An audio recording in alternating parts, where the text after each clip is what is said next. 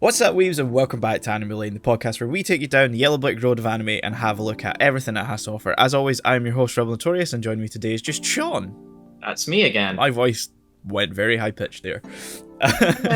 Presenter, intro voice, it happens. Yeah, so it's another one of those remote recording ones. This wasn't how this was intended to be recorded. Not at all. But, you know, circumstances have led to this. Yeah. So today we're going to be talking about Halo Legends. We both like video games. We're both very into Halo, so it makes sense to cover the Halo anime compilation. Tribute? Maybe? Well, no, because they're actually made by anime studios. Yeah, with their own degree of liberty. Oh yeah, over the franchise, which we'll get into on every short. Yes. So if you're unfamiliar with Halo Legends, it's a collection of 7 shorts produced by various anime studios in cooperation with 343, which I always think this is a Bungie era thing, and it's very much not. Oh no, and you can tell that from the moment, like the first one, just to go into this real quick origin start, because that is full on in the aesthetic. Oh yeah, of 343. For better or for worse. Yeah, so it was released in 2010, and it's only about like 2 hours long if you buy the DVD, Blu-ray, whatever. However it's available. It's kind of a bit up in the air for something that, you know, Microsoft seem hell-bent on milking the utter shit out of. It's kind of hard to come by Legends now, interestingly enough. I actually saw that, because it's not like it's on any streaming services or anything. I think it may be like on iTunes if you want to buy it. The DVD I think is still around. The Blu-ray was like only released in Steelbook by itself, and then it was in a very short-lived collection of that, The Fall of Reach, Forward Unto Dawn, and Nightfall, the 2 weird live-action ones they do, which I all own separately, so there was no point in me buying that collection just for Legends. So I own the Steelbook, which was I had to buy second-hand. Makes sense. Yeah, it's one of those things of, like, if you've been around in the anime fandom long enough, you know that some things are just weird and hard to get a hold of, and this happens to be one of them, despite being a very large property. Yes, like specifically in the West. Yeah. I'm not sure about Halo's popularity in Japan, but I know the Xbox itself isn't popular in Japan. Yeah, the Xbox has like a very small market share in Japan. So I'm not sure on Halo's overall popularity there. I can't imagine it's anything other than like somewhat substantial. Yeah, definitely. So I think we'll you know, that's enough for the introductions. We'll probably should start getting into it. So the film is weird. Like, it's not a film. It's a collection of shorts, but I feel like just for shorthand, we'll call the whole thing a film. A film, yeah. So it kicks off with Origins, part 1 and 2 neatly kind of stitched together. Yeah. With very much not Cortana. Oh no. Narrating it. Props to the actress whose name I've forgotten. I'm sure we looked it up when we actually watched like a while ago now, because it was like a month ago. That would be a good thing to pull up. But as the voice cast.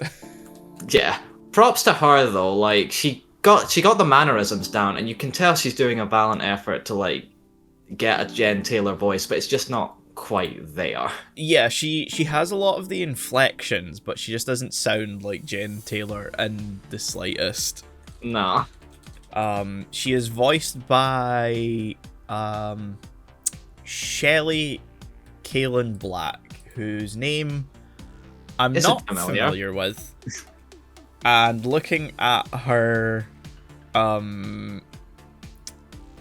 IMDb, I see a lot of like anime dubs, so okay. That makes sense. If she's mainly known for anime dubs, I'm not going to particularly be familiar with her because I don't really watch dubs, and if she was in video games, you would probably know who she is. So yeah. Yeah, like we say, she's got the kind of inflections down. She's got the personality, but she doesn't. She sounds just, off. Yeah, Thankfully, it's not quite the same. yeah. So she leads us through like this nice kind of. I say nice. I have my issues with it. Just go for the overall thing and then talk about your problems. Yeah, so she leads us through this 10-minute rundown. In fact, no, because these two shorts together are like the longest part of the whole thing. She leads us through this like 20-minute.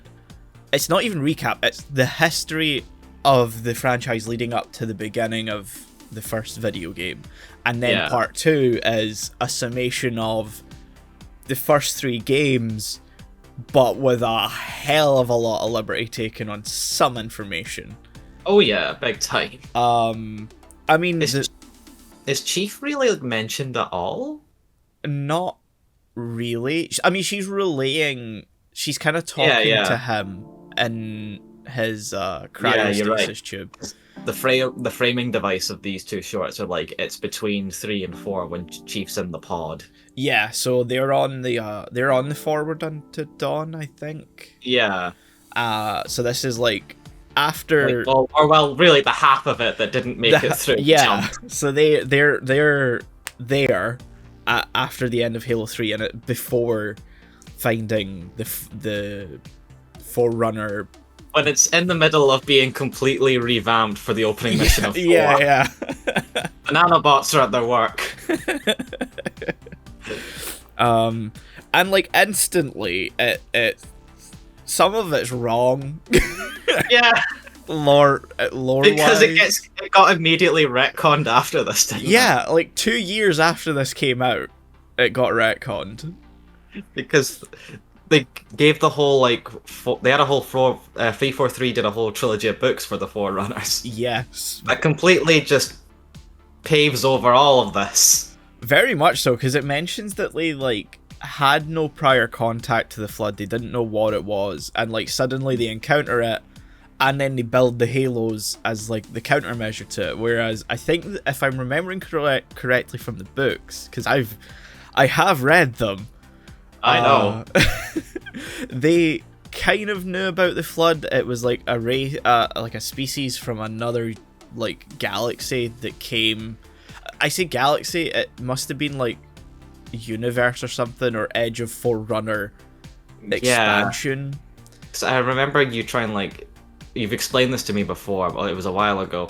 But weren't they related to another sort of race before then called the Precursors, or am I thinking of something else? No, so the well, I think the way the books kind of posit it is that the Forerunners discover the Flood from the edge of their known charted galaxies, and they kind of then discovered that the Precursors, the race that came before them, their own version of the Forerunners, they must have had some sort of dealing with them, and that's how they fell, and then the Forerunners came to pick up the mantle, or they created the mantle. I don't know.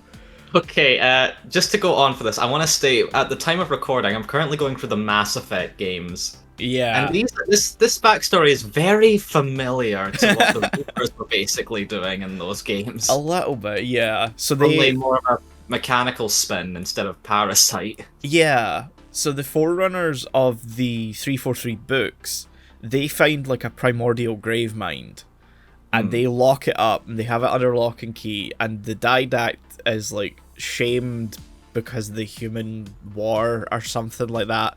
So he goes into sleep on Earth, even though he hates humans. The ultimate prison. And then when he wakes up, it's shit, if I'm woken up, it means the Flood are gonna, they're gonna become a thing, and they become a thing. Yeah. But the Halo rings have been prepped for a long time by his wife, the librarian. Happy couple. It's its whole thing, and the books are not worth reading. You've told me that before. I reread the first one during lockdown and did not read the other two. That just says it all right there. It does. Yeah, so the lore's a little bit off in Origins 1. And then Origins 2, it just doesn't really get anything right about... I remember there being this whole like sort of linking thing that like about humanity and like the love of war and stuff, but that it doesn't. It's sort of there as a theme. Like she goes into it, but at the same time she doesn't. Yeah. The thing that always sticks out to me is that she's like the whole of the Covenant and humanity teamed up, and it's like that's very much no, not what happened. I mean, I feel you, Cortana. A lot happened in 2, but Thing is, like, she ends up with Chief again at the end of 3. She's kind of aware that the Sangheili are working with them, the elites. But she can't, like, misunderstand that the whole of the Covenant are working with them, because you're fighting the brutes and the rest of the Covenant along with the Flood at the end of the game. Yeah, even like right at the end you have to team up with the Flood because of how fucking Truth is going nuts with the Covenant right now, trying to activate the rings. Like she is there when the Arbiter like stabs Truth through, you know, that iconic scene from the end of the 3rd game. Is she? Is she? Oh no, wait, because I think after that is when they get Cortana, and it's only after that you go and fight. Well, you go and activate the Installation 0. Oh yeah, that's right. But to be fair, she also has access to Chief's memories, doesn't she? That's a good point. So there's no reason that she should get as much as she did wrong. Doing a little bit of revisionism is what Cortana's doing, basically. A little bit. So that's a nice... If you're not familiar with Halo and you just want to watch this anime thing, I guess that works as an introduction to this. Yeah, but, you know, you really should play the games. You really should, and none of these really tie into anything else to do with the franchise whatsoever. No, especially Odd One Out. Oh yeah, we'll get to Odd One Out. Yeah. Is there anything more we can say about the origin, or...? Nah, not really. I knew going in that most of our talk would just be about the lore, and we've managed to get on that without going too much into a tangent. Yeah, because like Origin, pretty much that's its biggest thing is the lore, what it gets what it does differently, what it gets wrong, what got retconned by 343 literally like a year later. Because the Blu-ray for this comes with a trailer for Reach, so Reach wasn't out. Yeah, it was around the time when Reach was coming out. Yeah, so Bungie were leaving and 343 were coming in, and it just got messy. Yeah, it really did. 343 didn't know what the fuck they were doing. I still don't think they do. Anyway, so after Origins we have The Duel, produced by Production IG, who we've covered on the podcast before with Ghost in the Shell. I think, if I remember correctly, Mamoru Oshii had some involvement on it, but nothing. He had creative supervision, whatever the fuck that means. That's quite a nothing title. It really is. And the biggest thing for me about this is just the filter they use over it. That's the big thing we gotta talk about, because going into this short, like, it starts off when it's like they've got the Arbiter character, not the Arbiter, it's another Arbiter. It's way in the past. I think this is the Arbiter that sort of caused the whole rank of Arbiter to be a sort of shame thing. Yes, I think so. It's Fal. I think Fal Vadam. Yeah. So it's still, I think, even within our Arbiter's family line.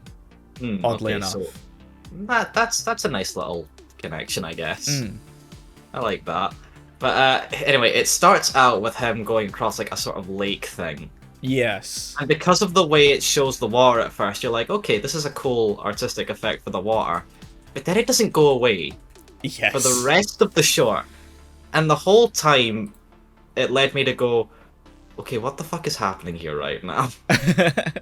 So it's supposed to have like a traditional Japanese, is it wood painting or ink painting or something like that? There's like a specific, I think, name or term for it. It's meant to look like that. If you've ever just googled like Japanese painting, you'll know exactly Okay. the kind of style. You see it on like plates and towels and, you know. Yeah, I've probably seen it before. So it's meant to replicate that, except it's done so poorly it doesn't even come close. Yeah, like, I appreciate that's what they're going for. It's a neat idea, but it's executed terribly.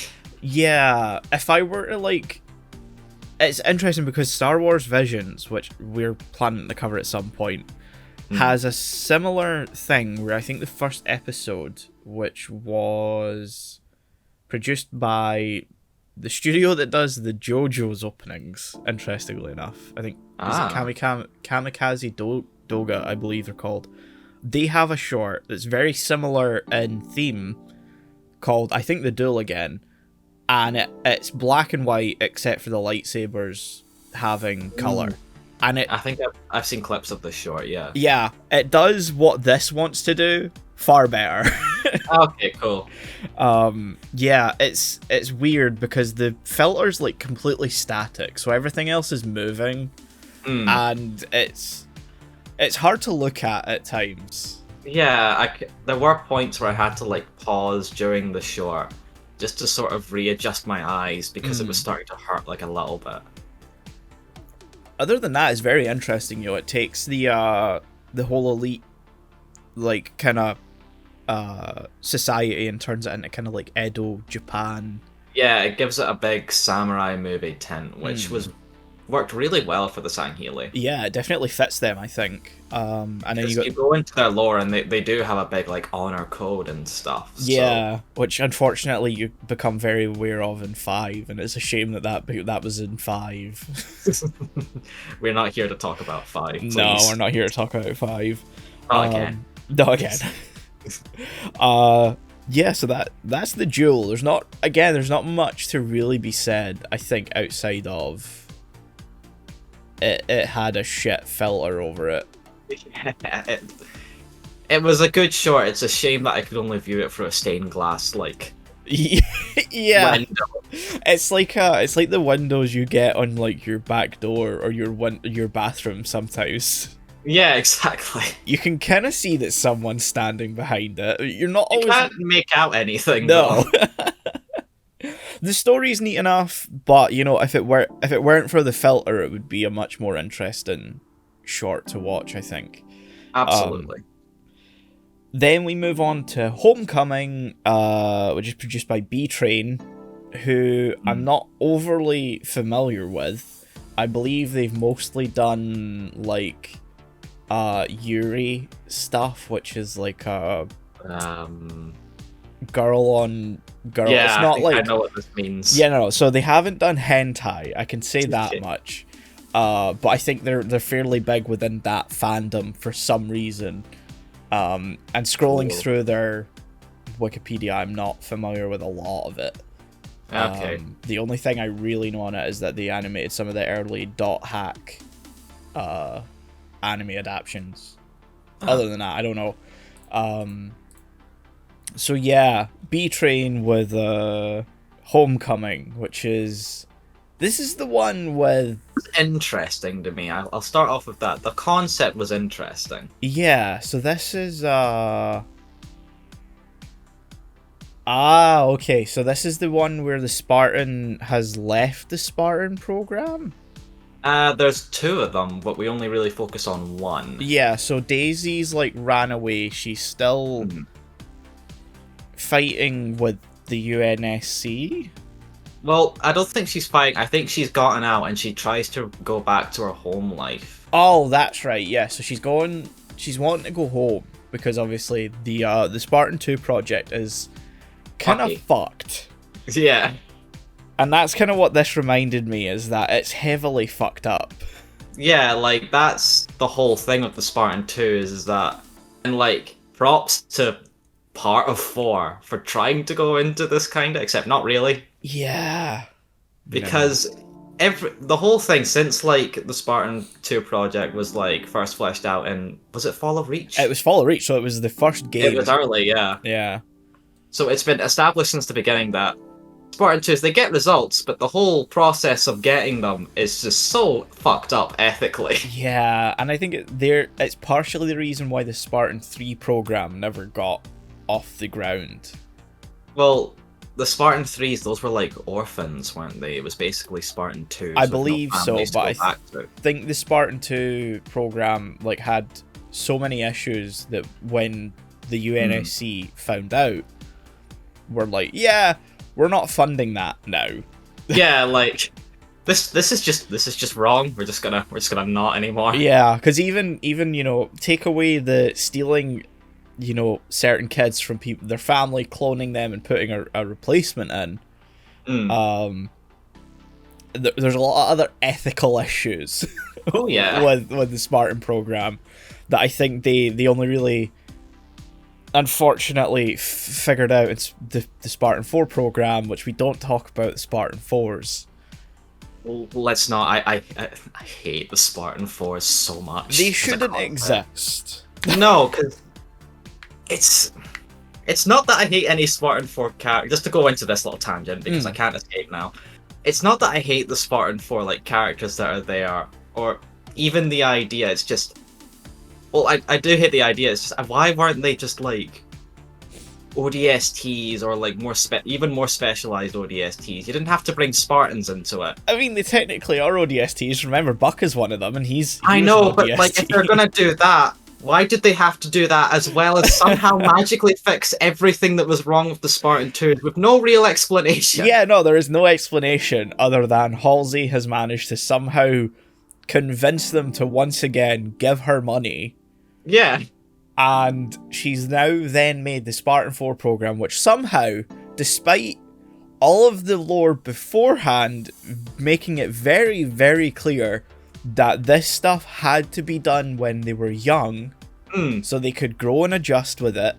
Because that's the entire point of the Spartan ones. That's their story right there. They tried it with like consenting adult humans, and it didn't fucking work. Yep.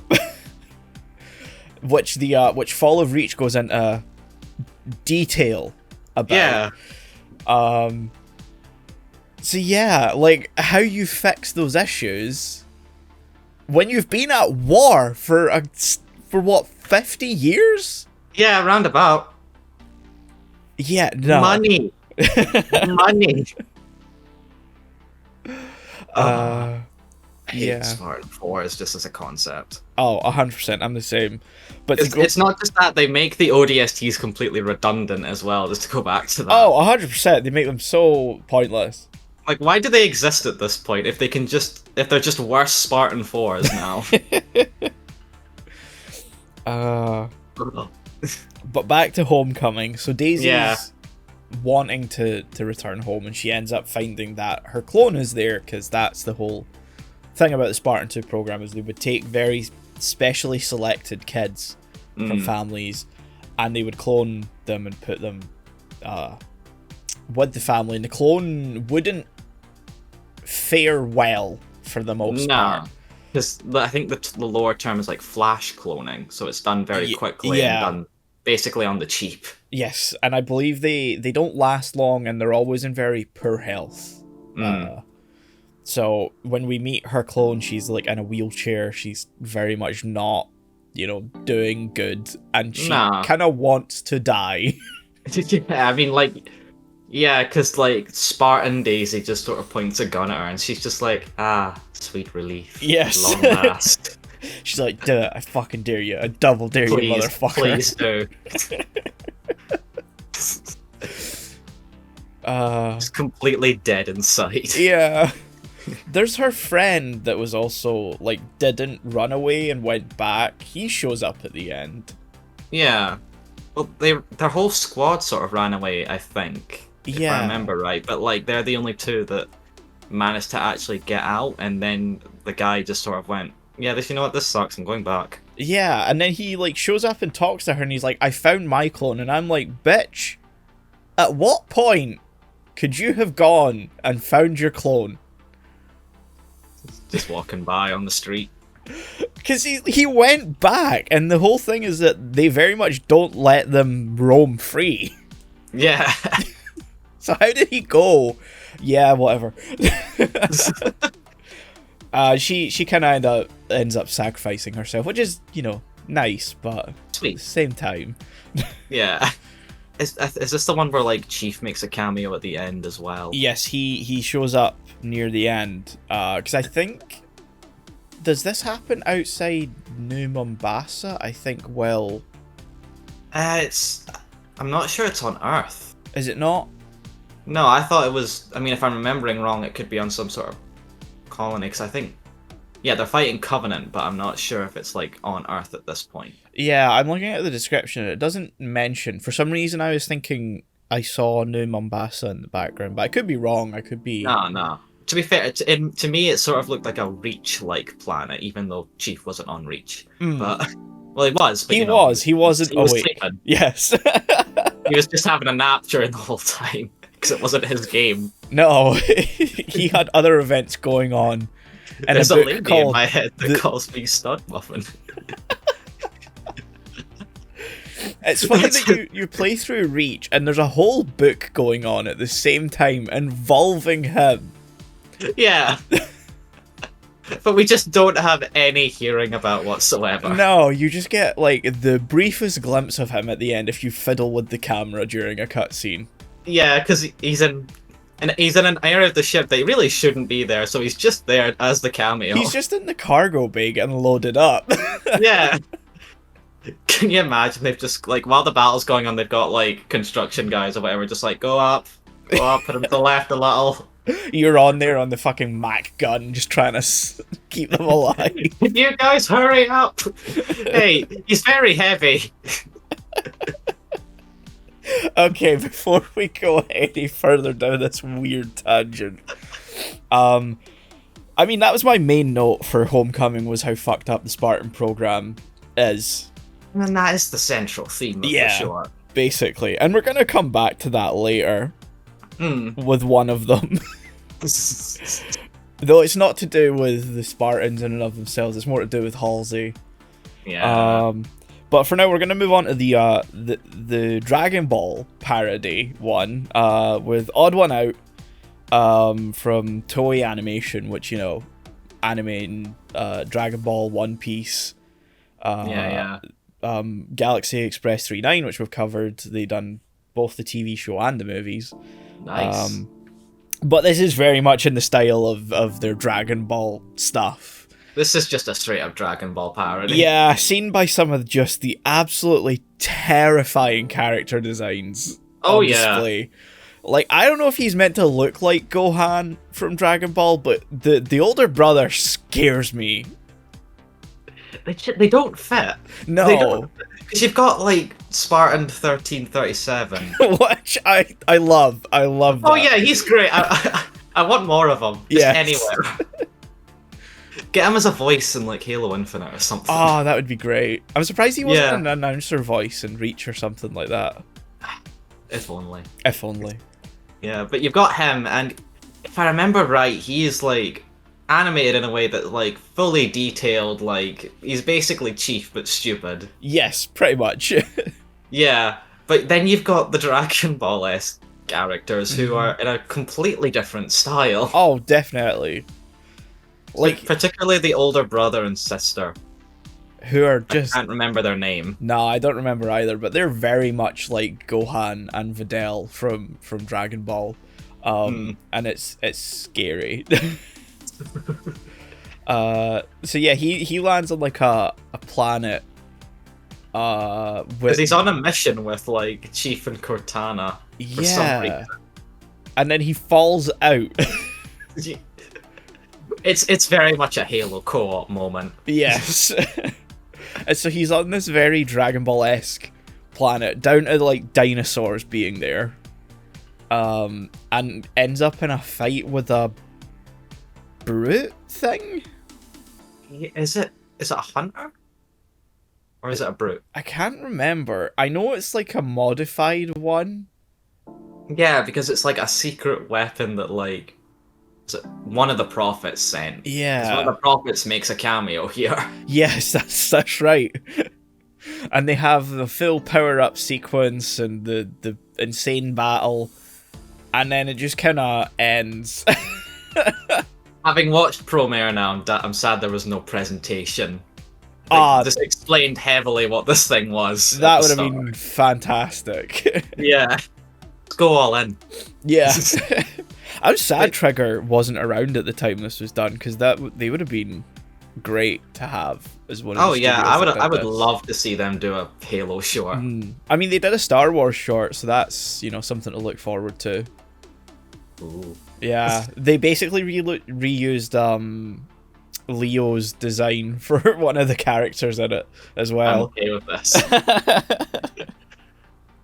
Anyway, yeah, so he fights that, and then that's when does he find the kids before or after? I think he finds the kids before. I think he ends up fighting like a dinosaur or something when he first lands. And they're kind of like, why did you do that? That was my best friend, you dick. Yeah, it's fun. I like this one. It's a fun one. There's also the whole like ship raising them, Oh, there's an AI that they refer I almost to. want to sidestep this for a second, Yeah, but yeah. they refer to as Mama, Yeah. and apparently it raised them and kept them safe by firing the fucking ship's weapons at things. To be fair, that is a good way to keep people safe. Yeah, it's true, but maybe a little overkill. I mean, what else is she gonna do? She's not got anything else. That's true. I just feel like that's violating some sort of UNSC guideline. She's raising human kids. I don't think she cares about UNSC guidelines anymore. True. She's gone rogue. Yeah. I'm a little sad that none of the kind of like original characters for this short like went Super Saiyan or anything like that, got involved in the battle. I swear. I mean, the brother and sister do fight at like something at one point. They do. They don't go Super Saiyan though, which I kept expecting. Yeah, it's something you kind of were like, you're like, this is gonna happen, isn't it? Yeah, you can just hear like the power up noise. Yeah. I know. This is to go even further beyond. And they turn into like Spartan 2.5s. Super. Yeah. Yeah, I think this is one of my favorite ones. I think. Yeah, it was a good one. Yeah, I think it's the one that takes itself the least, seriously. Which I feel like other ones could have, been helped by if they had done that as well. Definitely, for sure. Particularly the last one, which we'll get to. Yeah, we'll come to that. But for now, we're gonna move on to my second favorite short, actually, with Prototype. This is by Studio Bones, who animated Cowboy Bebop. Well, technically, it was Sunrise that animated Cowboy Bebop, but it was basically done by Bones to the point where the movie was animated by Studio Bones. But they're more known now for My Hero Academia and stuff like that. They've got a really nice CV, yeah. Yeah, nice CV. They've got very nice style. Sadly, this didn't have the involvement of the director of Cowboy Bebop, but like I feel like the style is there. There's a nice sense of ennui to put a word on it. Word. Yeah. Yeah, this is the one where the guy is like he's called Ghost. Yeah. Um, Insert Call of Duty meme here. Yeah. And no one knows why he's called Ghost. There's a lot of rumors about why he was called that. Yeah. And he's a grizzled, mysterious veteran. Yes, he apparently doesn't care anything about his teammates, blah, blah, blah, blah, blah. Standard Call of Duty bullshit. I'm very surprised he's not voiced by David Hayter. Yeah. I actually don't know who voices him. Mm. I feel like it was someone familiar. Yeah, it sounded familiar. I remember thinking he sounded familiar. I think it may have been... Is it going to be Steve Bloom? No, I think it What was the character's name other than Ghost? Did he have a name? I don't think he had a name other than Ghost.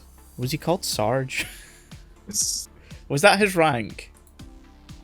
Because there's a character listed as Sarge for Prototype. I think that's probably like one of the commander voices or whatever, because there's like there's a commander at like the end of the short that like talks about like the report for the mission. I feel like he don't would have think been a that's much Sarge. higher rank than Sarge though. Yeah. Halo Legends. Let me quickly look him up. The more we say Sarge, I keep thinking of the Red versus Blue character. Though I think some of the Red versus Blue guys did make a cameo in this one. Yeah, not in this one specifically, in some of these shorts, I think. Yeah, because I'm pretty sure there was at one point I was like, hey, it's him from Red versus Blue. Yeah. So it says his rank is Sergeant here. So yeah, okay, so Sergeant Ghost. So I'm gonna assume Sarge, and he's voiced by David Matranga. He has a very familiar voice. I can't put my finger on like what I know he's been in video games, but off the top of my head, can't think of anything particular. We'll look him up after we were done with recording. Yeah, he's been in a lot of anime stuff. He was in Attack on Titan, Black Clover, you know, loads of different stuff. I'm not going to scroll through here and list off a bunch of different stuff, but yeah. Yeah. We've got an episode to do, buddy. Yes. But yeah, so he was a very familiar voice that bugged me because it was like, I know you. I don't know where in particular I know you from, but I know you. He's Ghost. It would have just completed the whole Cowboy Bebop thing if it was Steve Bloom. Yeah. Because obviously he's the That's voice. why I was like, is it fucking Steve Bloom again? That would have been fantastic casting. But then I also would have had a second character to associate with the fucking meme of, watermelon in the thighs level carnage.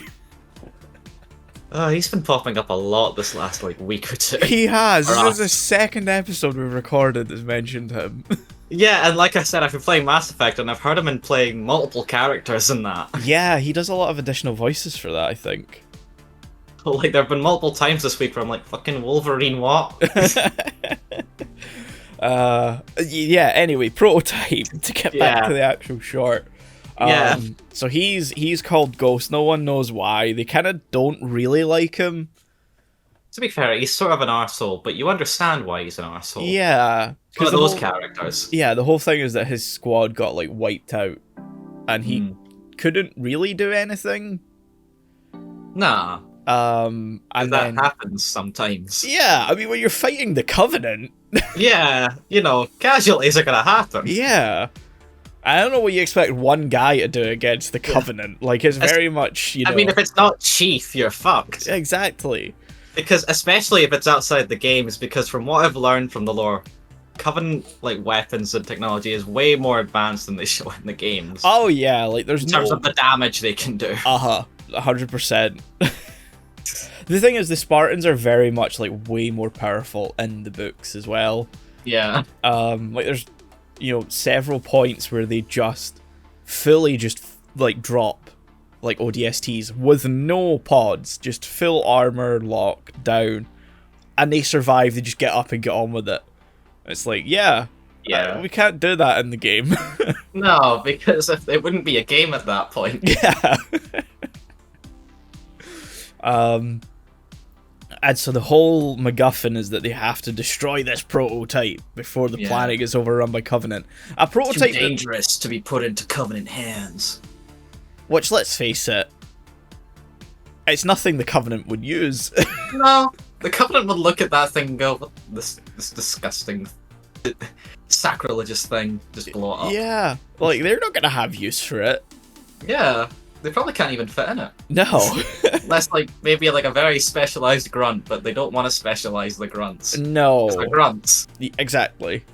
So they make a big point of they need to destroy it. He goes missing.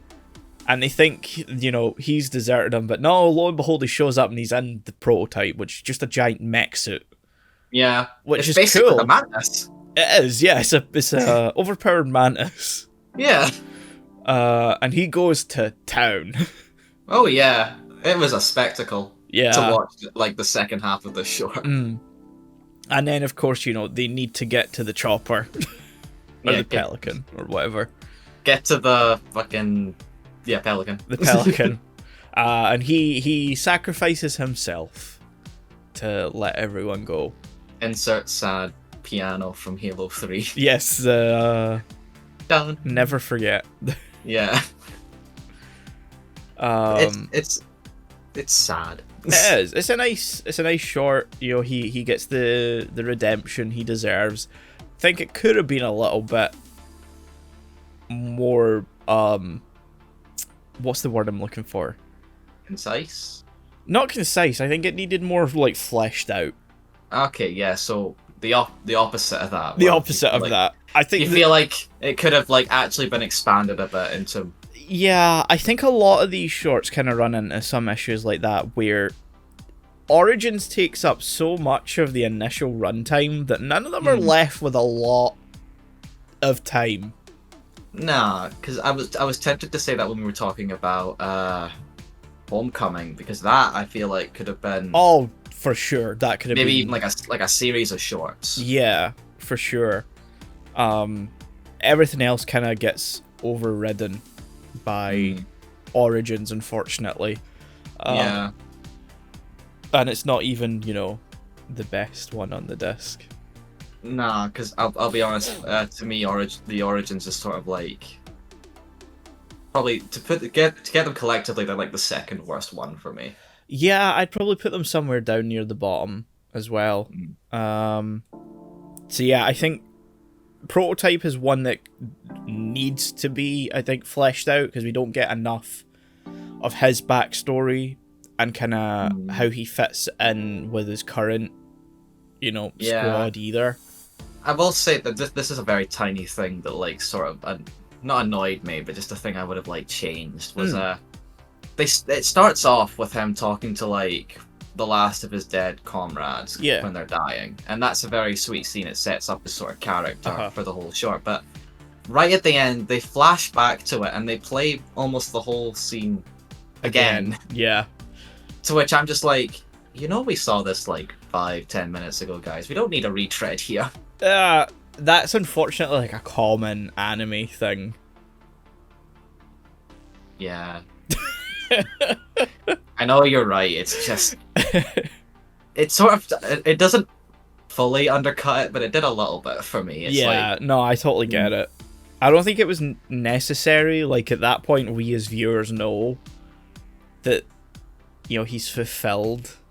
Yeah, like we don't have short-term memory loss. No, if it were like an hour-long, a 90-minute movie, then that would fit more in line.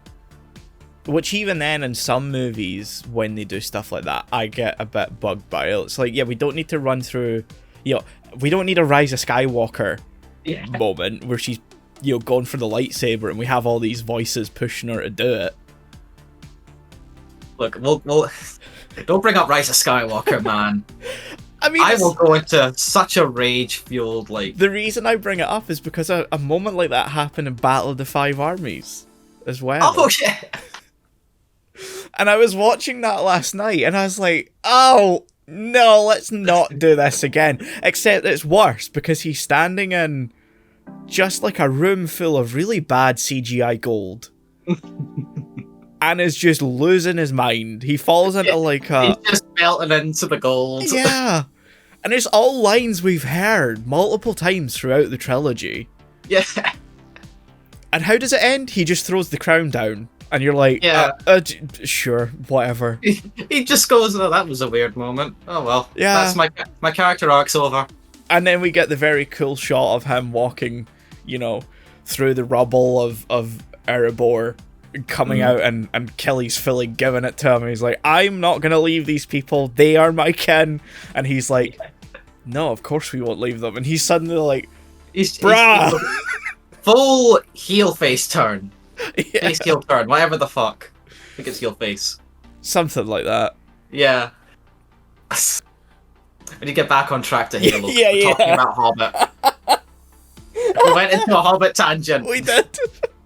That's a new one for Anime Lane. For context, Michael's currently going through the Hobbit and Lord of the Rings movies at the Yeah. time of recording. So I finished The Hobbit last night. I watched both Desolation of Smog and Battle of Five Armies back to back. Not for the first, well, only for the first time for Battle of the Five Armies. Yes. You've seen all the other movies before. Yeah, and now I watched Fellowship this morning, which was nice. I haven't seen some of them in a while. But yeah, back to Halo. Yes, I think we've said enough about Prototype there. Yeah, because we went into Hobbit. We did.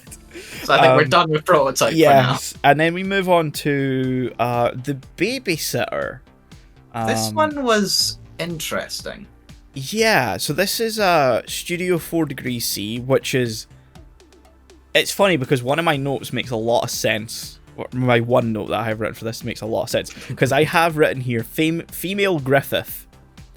Because the big thing that is revealed about the Spartan in this one is that it turns out it's a lady. It's a girl. And that somehow We have a full Samus Aran moment. Yes, and that somehow flips everyone's opinion of them, like, straight away.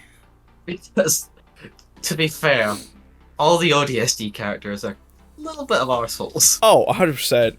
Them all, but you know. Yeah.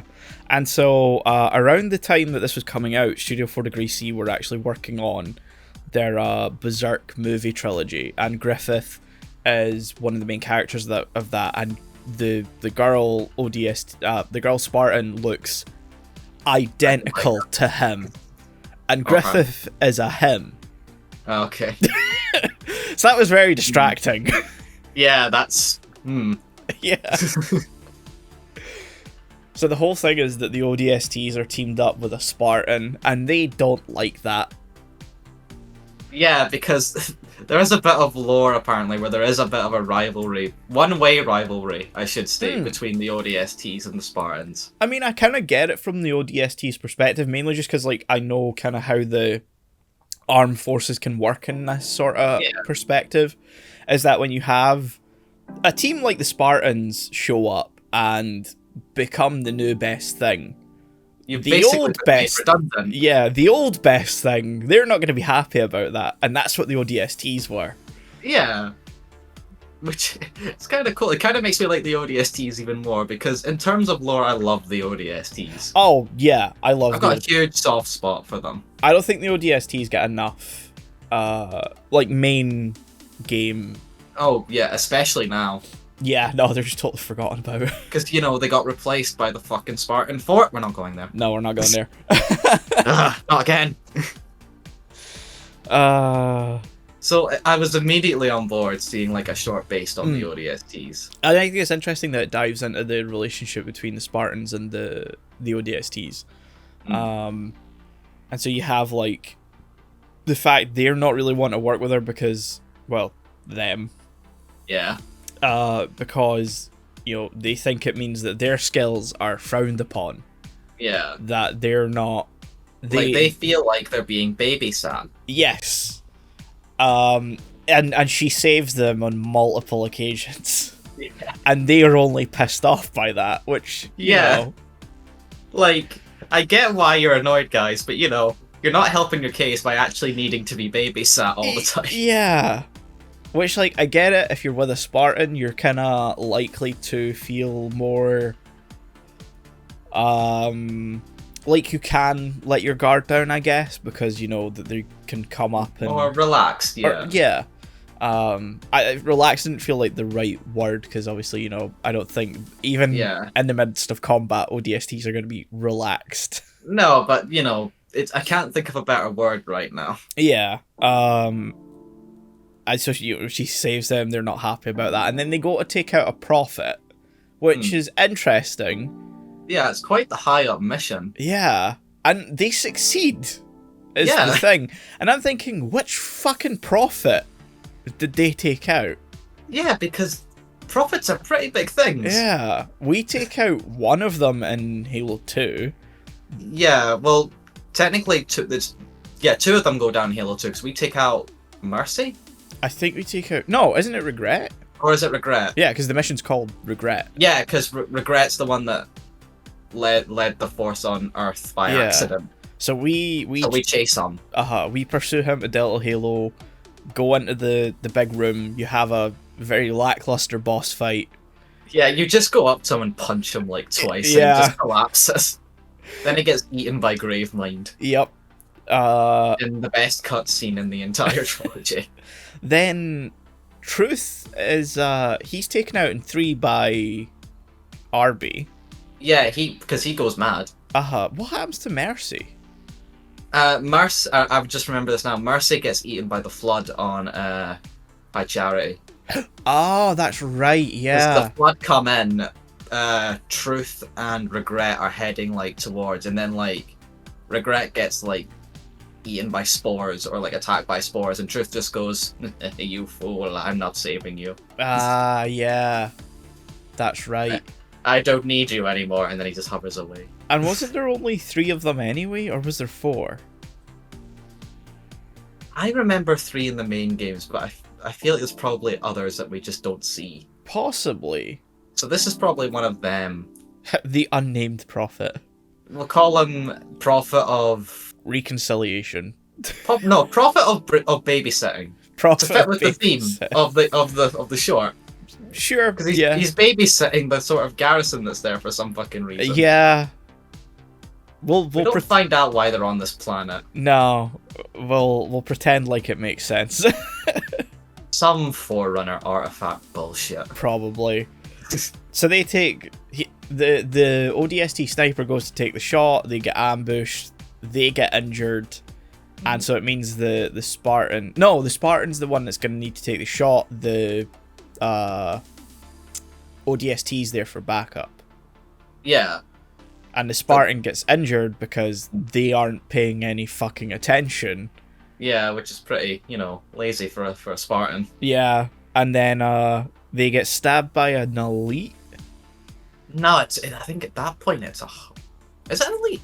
Is it an elite? Doesn't an elite sneak It's a up on hunter them? at some point in one of these shorts that's like a big deal.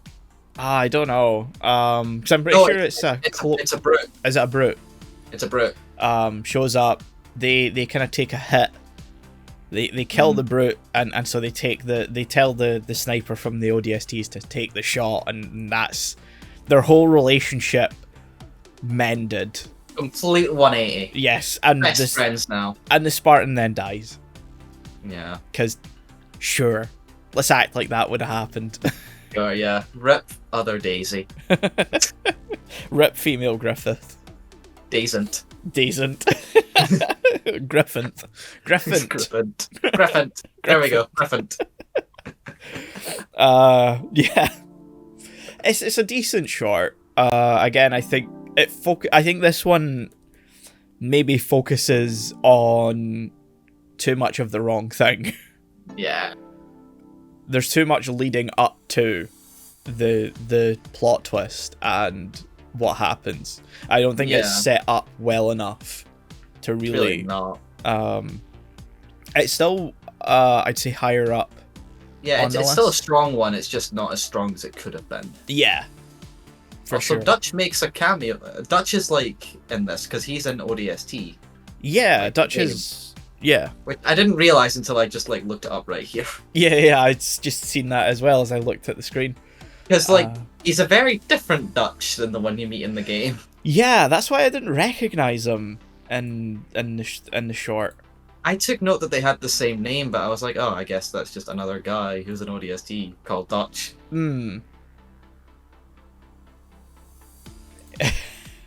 I just wanted to bring that up because it was like, huh, that's neat, I guess. Yeah. Again, I think there's more characters from the actual series they could have done stuff with. Like Johnson, the ODSTs from ODST. Yeah, flesh them out a little bit. Yeah, there's a lot of characters that don't have like a lot of screen time that are like fan favorites that I think could have got, decent shorts made for them. Arby before he became Arby. Yeah, that would have been cool. Which I thought was gonna happen in, I think, the next one we're about to talk about, which is the last one. Yes, the final one. Yeah, which I thought, just to jump ahead like a tiny bit. I thought like the elite admiral that was in that was going to be revealed to be Ah, yeah. Arby, but I don't think it is. No, I don't think so, because I think that would have got him the Arbiter position before Yeah. the end, or before the beginning of Halo 2, Yeah. where he's given it for, I think an understandable... Yeah, he completely fucks up Yeah. the Covenant attack on, like, Installation 04. Yeah. Anyway, so that was that was the babysitter, and now we're gonna move on to the last one, which is the package animated by Casio Entertainment, who have done nothing else. But I can tell you that Shinji Aramaki was like the main person behind this. He was the director, and he's worked with Sola Digital Arts for the Appleseed movies, the most recent Ghost in the Shell standalone complex stuff on Netflix, which, they're all a mixed bag. Everything. You have opinions on. I have opinions. I have correctly. Yeah, I also have opinions on the Appleseed movies, which I've talked about previously in the podcast. Yeah, I'm not his biggest fan. Yeah, I'm just gonna jump into this right now. This is the weakest one. For sure. Yep. When I seen his name on it, I felt dread. Oof. It looks decent. That is the one thing I'll give it to, except for one part that we're gonna come to. We are gonna talk about it. Yeah, I know. Most of it looks fine. Most of it looks really good. Yeah, it's a bit of a weird jump because every other short was animated. Yeah, it's like very much traditionally anime, and then this one is very much, oh, this is a blur cutscene, okay. Yep, it's 3D now. Yeah. It's like it's like that Pro ZD short of in-game graphics versus cutscene graphics. Yeah. Bashes into wall. Yeah, I'm experiencing that with Final Fantasy XIV at the moment. Some of the in-engine cutscenes really push that engine's character animation to the fucking limits. Good for it. Yeah. But anyway, yeah, so this is about Blue Team. They're trying get a package. It's a package, alright. From the Covenant that turns out to be Halsey. Halsey, who is 30 years younger than she should be. She looks like a Final Fantasy protagonist. Yeah.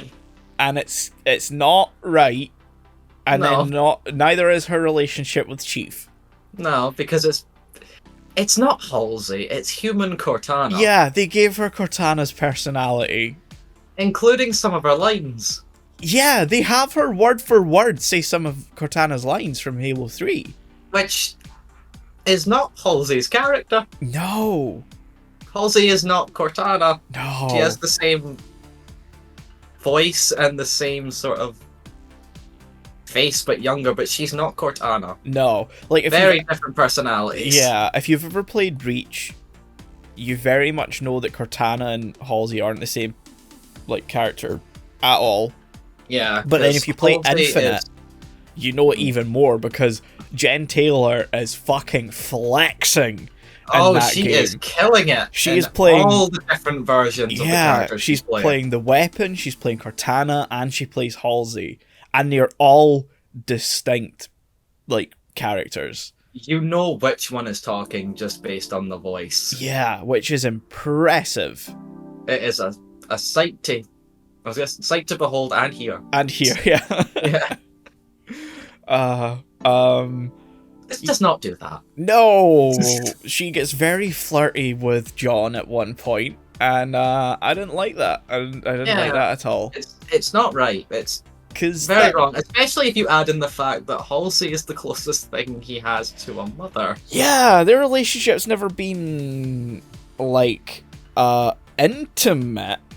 Mm. It's always been a little more familial, but a distant familial one. Also, if we take into the whole fucked up ethics of the Spartan 2s again, yeah, Halsey is the abusive parent that trained them to be weapons. For sure. the abusive parent who has the air of, but I really love you, but I'm also never gonna show it. Yeah. If it was any more dark, it would basically be the relationship that, like, the Fire Lord has with Azula and Zuko in Avatar. Yeah, you're kind of right, actually.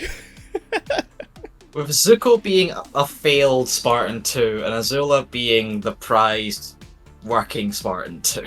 Yeah. Halsey's not quite that evil, but she's got the same coldness in a lot of the Yeah. She's got a lot of disregard for like just human decency. Yeah. Which you haven't read Follow Reach yet, so you've still to experience just how bad that can get. Oh boy. For her. I'll get to it at one point. I know yeah. I will. But yeah, she's very much not herself in this. She doesn't look like herself. She's also basically running around like a Spartan too, as well. Yeah. She can keep up with Chief, which shouldn't really be possible. Yeah. She kind of in this one reminds me of the character from Perfect Dark. Just with different coloured hair. I've never played the game, but I know the character from like the box art and stuff like that. I don't think I know anything about the game. I'm gonna be honest. It's a Rare. I think it was Rare. Anyway, that made it. Yeah. Hold on, I do. Yeah, the N64 game. Yeah, for a split second, I thought this was a different game entirely. No. I know the game. GoldenEye spiritual successor. Yes, pretty much. Yeah. Okay. Yeah, you're right, actually. Yeah, she's got more of an air of her there than Halsey. Yeah. You say that, I've got the image of her almost like a Black Widow-esque sort of role. Yeah, actually, you're right. Yeah, they then go and, like, escape, and to be honest, my memory on this one is, like, the haziest. Yeah, I remember the art style, the space battle, the sort of rush down the hall sequence, which I remember mainly because I remember seeing like advertisements and stuff like using that a lot for the Halo series, and it's a cool sequence. Yeah, so it's basically the perfect showing of the Spartan 2 badassery. Yeah, watching that scene, all I could think was red versus blue. Which, you see, the thing is that I was about to get to that, because watching it fully in motion also made me think, isn't this basically like a couple seasons of Red versus Blue? Yeah, this is basically the Monty Ohm era of RVB. Which I liked, but yeah, I liked it. It's very different than actual Halo. Yeah. Such a weird short. It's Then I also remember the sort of the elite that he sort of fights at the end. Yeah, that's right. Who it's implied that he's gonna have some sort of vendetta against him, but this is a character we've never met before or see since. Yeah, that's true. So I don't know what the hell was going on there. I do remember that, because he kind of goes onto the bridge of the ship, and I kept like, it gave me like flashbacks to I think it's Reach, where you go onto the bridge of the ship, and that is a bastard of a section. Oh yeah, big time. And I just was watching it like, I didn't need this. I didn't need this flashback. Don't remind me, please. Anyway, I think it was either that elite or like the sort of admiral that's like talking to him that I thought was going to be revealed to be Arbiter, but that reveal never comes. That would have made way more sense. Yeah. Realistically. Because that would have made more sense as to what happens in the first Halo game then. Because we don't really have the prophets in the first game. No. So having like even retroactively, if you've seen this short and then play the game and think, oh well, that elite is pursuing us in particular, and then they become the Arbiter, it kind of nicely ties everything together a bit more. We just kind of have to go on the word of the opening of Halo 2 that Salvadam was there. Yeah, I mean, He was the guy leading the forces, I think. Yeah, just gotta take a word for it, bro. Just go with it, guys. We're trying to follow through a story here. He was definitely trying to stop you from blowing up the Halo ring. Totally. Yeah, absolutely, 100%. Uh, Now that we've said that, I'm surprised there wasn't some sort of Easter egg they put in for anniversary. yeah, that's true. That would have been neat. It's probably in one of the terminals, but I don't. No, because all the terminals are to do with the Forerunners. Yeah, they're to do with Guilty Spark. Yeah. Fuck Fuck knows. it. Yeah. Anyway, I think we've been rambling long enough. We knew this was gonna happen when it was Halo related. Oh, so. 100%. I mean, we've already done an episode of Nat that pertains to Halo. And I'm sure And it won't there be could be more in the future. Exactly.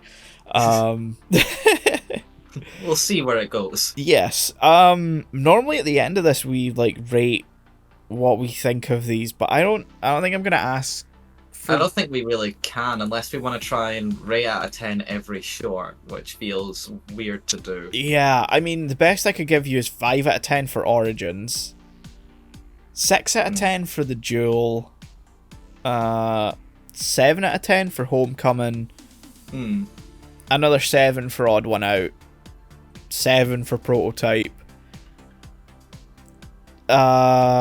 6 for Babysitter and 4 for Package, I think. Yeah. I think I'll do the same. I'll put 5 for Origins. I'll put the Duel at a 6. Yeah, I think that's fair. Homecoming I'm actually gonna give an 8. Ah, nice. Because I think having talked about this, I think that's definitely my favourite out of all of them. Odd One Out, a 7. Prototype, also a 7. Babysitter, that's 3 7s in a row. Yeah. And Package, I'll also put at a 4. Yeah. For me, none of them can kind of stray above 7. Even though I do have, like, you know, I like Prototype and Homecoming and Odd One Out, but yeah, like I say, Homecoming just hits all the sort of beats, or it comes the closest to hitting the beats that I like. Yeah, that's fair. I can get that. I think there's a lot of them have kind of their own issues that I'd like to have seen fixed, and so that's why I can't really rate them any higher. The whole thing is basically pretty flawed. Yeah, but this is always the thing when you watch like short story or short film stuff, which I have a couple of things to put on the anime lane like production chart as to cover, as like I got a couple in my collection and I've tried watching them, and I think the only way I'm gonna get through all of them is to like put them on this and get content out of it. Yeah. And again, they're gonna probably have their issues in and of themselves. That's just, I think, how these things end up going. It's sad when you put it like that. Yeah, I think it's you kind of look at it and go, well, that could have been a whole movie in and of itself. There's always like at least one that you're like, why didn't you just put the money for all of this into that and do a whole thing? You're always the best ones that probably are gonna be the ones you just want more from. Yeah. So yeah, that was Halo Legends. Mixed bag, to say the least. Yeah. There was some good. There was some not so good. Yeah, I think it's one that I'll revisit every so often, I think. Yeah, I can see myself coming back to at least a few shorts. Yeah. Every now and then. I think it's a shame we never got like proper like subtitles for the Japanese audio. It's basically just the subtitles for the English audio that don't match at all, like not even timing wise. I think that's the only thing like on the home release I could have like I would have liked to have seen changed, as you know, give us the option of seeing it, because that would have been an interesting thing to experience. But yeah, so that's us. Yeah, we've tried to end this like 3 times now. Yes. We have what's coming out after this one. It'll be What's the schedule? Perfect Blue and Promare. They'll be after this. Yeah, we're not. We don't have a backlog yet this year. No. Unlike last year, we were kind of working, I think, about 2 months ahead of ourselves. Whereas this year, we're kind of playing catch up a little bit, but I'm sure it'll even out at some point throughout the year. But yeah, so thank you for listening to this. And come back next time. We are terrible at ending these things. Yeah. We miss Melina. Yes, even then, she doesn't really provide anything in helping me end the shows. Yeah, still. Goodbye. Bye-bye.